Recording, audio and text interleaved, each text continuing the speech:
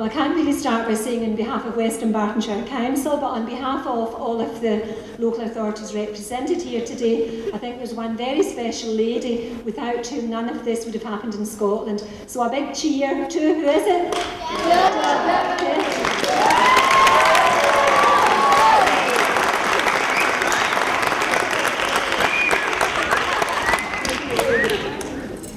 I'm sure those of us who've worked with Jill, some for a long while and some for a short time, realise how lucky we are that she's with us because she's so passionate about her work.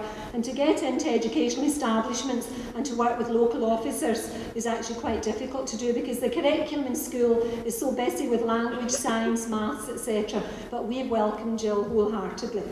We'd also like to thank Libby and all of the members of Jill's extended team from the Buteyko Institute who've been here very early this morning and working for some weeks, both to prepare packs for people and just to make sure that the hall was set out properly, plenty of food and more food, and juice and ice cream, and for everything that they've actually done to make sure that today went without a hitch. So a big thank you to all of the members of the Institute. I've not met Paul before, but I thought his speech was quite inspirational, and when he was speaking to me just on stage quietly, he was quite astounded to find that an old 59-year-old lady only found out about this 5 or 6 months ago. So thank you for travelling so far, Paul, and also for David from coming from Australia. We're always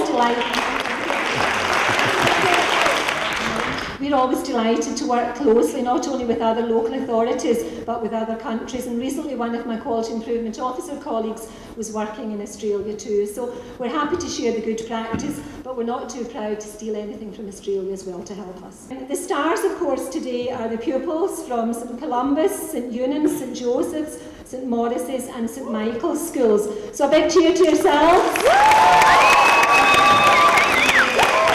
Jill actually started off earlier by saying that one of her ambitions was achieved today to present here in this very prestigious venue at the SECC. But I was thinking, as a former guidance teacher, all you guys who are near the end of school, you'll be able to write this in your reference for college, university and everything, that you have also presented in the SECC. So Jill has helped you achieve your dream today when you've been presenting here.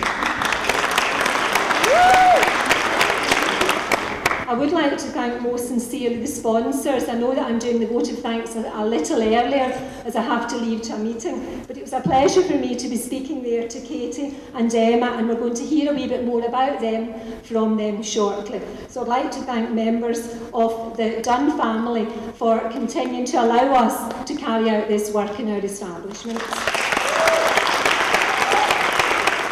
As well as the conference today, Jill will be telling a bit more about the Alice Dunn Memorial and other trophies that we have, and Jill will do that after I finish speaking. I would also like to thank Dennis Champion for coming along today and also supporting the work through the campaign award. Again, Jill will highlight that individually. I would like to also thank the SECC and the staff who have been very patient from us all from early this morning. My colleagues, Maureen and Anne-Marie and Michael, and obviously the heads from our primary schools, I do know well. So a big cheer to your staff, and I must say that people like Anne-Marie and Jill are quite unique in a lifetime and are very inspirational leaders. So a vote of thanks to all your staff. I would also like to thank members of the medical profession who are working with us, and it was a pleasure for me to be talking at lunchtime to one of the doctors from the practice in Shettleston and to find out how positive he was in working with this. So I hope I haven't forgotten anybody. In case I've forgotten anybody, could you pupils give a cheer to forgotten friends?